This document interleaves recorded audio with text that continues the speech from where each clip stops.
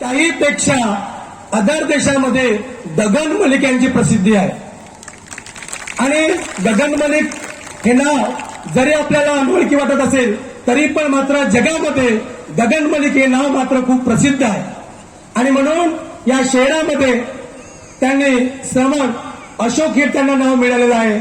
त्यांनी वर्धेमध्ये यावं असे या ठिकाणी यावं अशी सुद्धा माझी अपेक्षा होती आणि म्हणून या ठिकाणी माझ्या गजबे आणि गगन मलिक त्यांनी या कार्यक्रमाला कशा पद्धतीने या नियोजन केलं, कशा पद्धतीने ते येईल हे मात्र सकाळी 10 वाजता परभणीचा कार्यक्रम करून आपल्या वर्धा या ठिकाणी 7 वाजता ते उपस्थित झाले.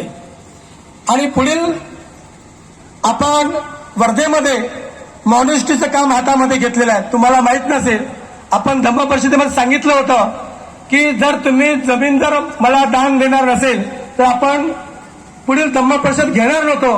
तेव्हा मात्र डॉक्टर राजाभाऊ टाकसांडे आणि अनिल भाऊ जबादे यांनी आपल्याला 4 एकर जागा 40 लाखामध्ये घेऊन दिलेली आहे. लगेच त्या जमिनीला मॉनेस्ट्रीमध्ये मदत करण्यासाठी गगनजी मलिक आपल्याला सहकार्य करणार आहे.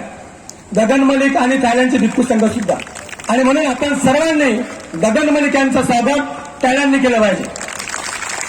या ठिकाणी जास्त वेळ न घेता माझ्या प्रस्तावनेला मी याच ठिकाणी पूर्ण विराम देतो आणि इथेच थांबतो की ज्याप्रमाणे आधीच्या काळामध्ये मॉनेस्ट्री होत्या त्याचप्रमाणे आपल्या वर्धा जिल्ह्यामध्ये सुद्धा मॉनेस्ट्री निर्माण व्हावी हा आमचा सम्यक संकल्प आहे. आपण सुद्धा सर्वांनी त्या मॉनेस्ट्रीच्या कामामध्ये तुमचं सुद्धा सहकार्याची गरज भासणार आहे.